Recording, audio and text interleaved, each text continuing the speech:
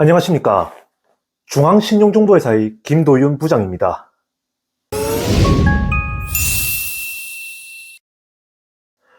오늘 영상을 끝까지 보시면 여러분들께서도 집행신청부터 예납까지 완벽히 혼자서 해내실 수 있을 겁니다.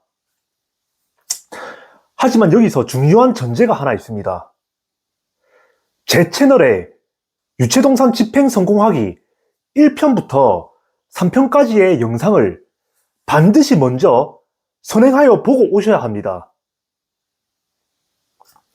제가 여러분들의 급한 마음은 그 누구보다도 이해하고 있습니다. 최대한 빨리 집행을 해서 채무자 살림살이하고 가구들을 모조리 다 압류하고 싶겠죠. 그렇지만 제가 누누이 얘기하는 부분인데 집행은 준비가 제대로 되지 않으면 100% 실패합니다. 특히 한 번도 집행을 해본 적 없는 사람이 말이죠. 그래서 제가 집행을 성공하는 방법부터 먼저 올리고 지금 집행 신청하는 방법을 마지막에 올리는 이유도 그것 때문입니다. 자, 그러면 다들 보고 오셨을 거라 제가 생각을 하고 지금부터 채무자 집행 관할 법원에 집행 신청 서류를 우편으로 접수하고 예납까지 마치는 방법에 대해서 총 비용까지 알려드리겠습니다.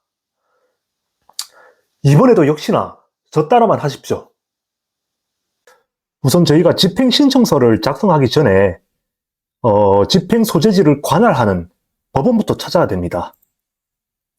네이버에 법원 경매라고 검색을 하십시오.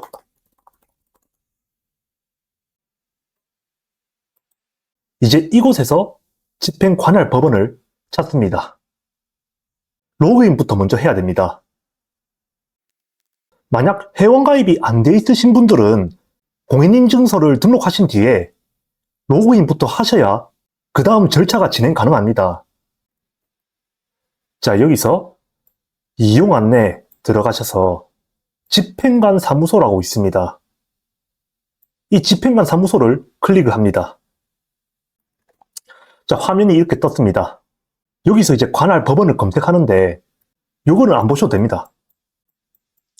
여기에 이제 집행물 소재지에 동, 면, 읍만 검색을 하시는 겁니다.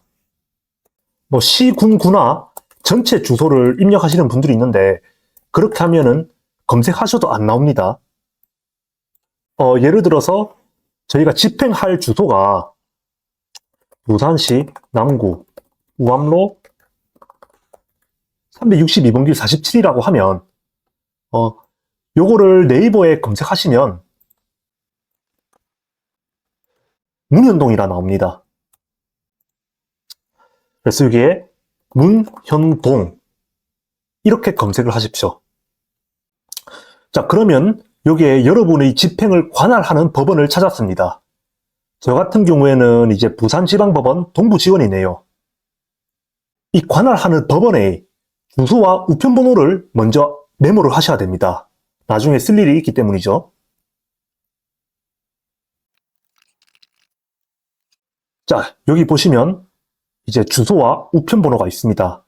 요거를 그대로 메모를 합니다. 저는 방금 메모까지 마쳤습니다. 자, 이제 다시 돌아와서 저희가 관할 법원을 알았다고 하면 요 관할 법원으로 집행 신청서를 작성해야겠죠. 집행 신청서 같은 경우에도 이 법원 경매 정보 사이트에 다 구비되어 있습니다.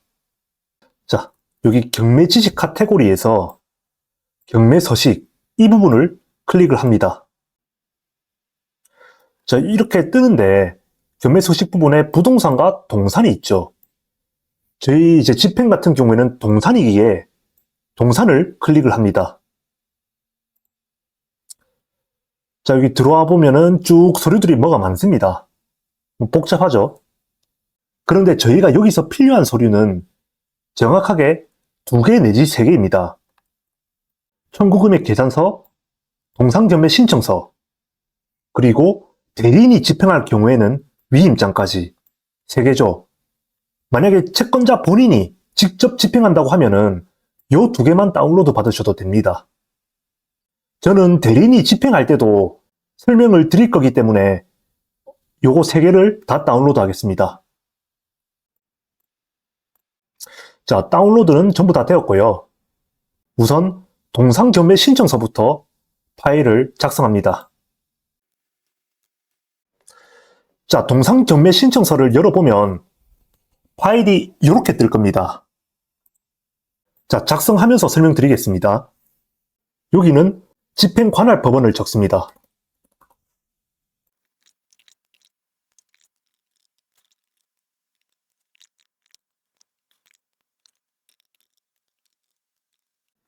자, 이때 주소는 채무자 처분상 최후 주소지를 작성을 합니다. 이때 초보는 또 한 달 이내일 것. 현재 요거 작성하는 이제 신청하는 날로부터 한 달 이내의 것으로 작성을 하셔야 됩니다. 자, 집행 목적물 소재지가 있죠. 두 개의 체크박스가 보일 겁니다. 자, 이때 채무자 주소지와 같음을 체크하시는 거면은 초본상 최후 주소지를 집행할 때 이제 이 부분을 체크하시고, 만약에 채무자가 위장전입을 했다. 그러면 실거주지를 집행을 해야겠죠. 그럴 때는 여기에 체크를 하시고 실거주지 주소를 이 부분에 적어 놓습니다. 그리고 이 경우에는 여기 해당 주소지에서 우편을 수령했다는 이제 배달증명, 우편 내역도 따로 프린트를 하셔서 첨부해야 됩니다. 저는 여기서 채무자가 초본상 최후 주소지에 살고 있는 곳에 집행을 할 거기 때문에 요거를 체크를 할 겁니다. 여기에 이제 집행건원의 사건 번호를 써줍니다. 청구금액. 자, 이 부분은 여기 내역은 뒷면과 같은 부분만 빼고 나머지 부분만 지워줍니다. 그리고 보기 좋게 가운데 정렬을 해줬습니다. 자, 오늘 작성하는 날짜를 작성해 주시고, 그 다음에 이제 채권자 옆에 채권자 본인 이름을 적습니다. 나중에 여기 인 부분에는 채권자 인감도장을 찍는 부분입니다. 반드시 채권자의 인감도장입니다. 그리고 여기는 채권자 본인 계좌 작성을 하시면 됩니다. 자, 채권자 본인이 집행을 신청할 때 동상경매 신청서는 완료가 다 되었습니다.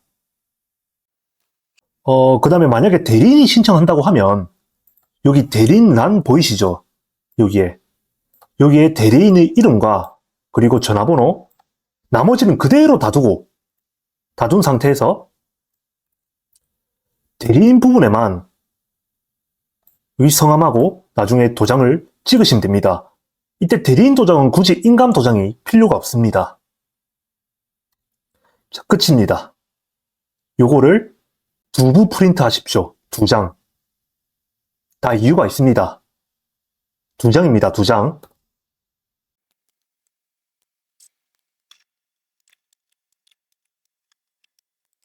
자, 그 다음에 이제 청구금액 계산서를 엽니다. 저희가 다운로드 받은 파일이죠. 청구금액 계산서를 열면은 처음 이렇게 생겼습니다. 자, 이 부분에서 우선 여기 내용부터 작성을 하는데 이 내용은 어렵게 생각하실 필요가 전혀 없습니다. 집행권원의 여러분이 가지고 계신 집행권원의 원금, 이자, 지연 손해금에 관한 부분을 여기에 작성을 하시는 겁니다. 이 부분에. 자, 그런데 이게 다 어디 들어있죠? 집행권원이 판결문이라고 하면 주문 내용에 있을 거고, 지급 명령이라고 하면은 청구 취지가 되겠죠. 그리고 공정증서라고 하면 제1조부터 5조까지의 내용이 될 겁니다. 집행권원의 원금, 이자, 지용손해금에 대한 부분이요. 이 부분을 집행권원을 보시면서 그대로 토시 하나 틀리지 않고 기재를 합니다. 저는 이제 지급 명령이라고 가정하고 작성을 하겠습니다.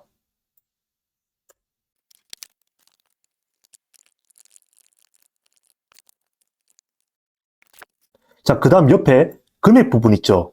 이 부분은 저희가 작성을 하는 게 아니라서 공란으로 둡니다. 비워두는 거죠. 자, 그 다음 아래로 내려갑니다. 이제 집행 목적물, 소재지, 약도죠. 이것도 어려울 게 없습니다. 말 그대로 진짜 집행 목적물 소재지의 약도를 스크린샷하여 첨부하면 끝입니다. 자, 바로 저도 한번 해보겠습니다. 적당히 이렇게 적당히 확대한 다음에 이런 식으로 스크린샷을 합니다. 자, 그 다음에 삽입 버튼 눌러서 그림을 클릭하고 스크린샷. 자, 방금 나온 게 있습니다. 요거를 붙여넣기 합니다. 자, 이렇게 되면은 붙여넣기 하면 조금 보기에 별로 안 좋죠. 2장이니까. 크기를 줄여주면 됩니다. 그러면 한 장 안에 꽉 들어오게 되죠. 자, 완성했습니다. 이것도 프린트를 하되 2장 프린트를 하십시오. 다 이유가 있습니다.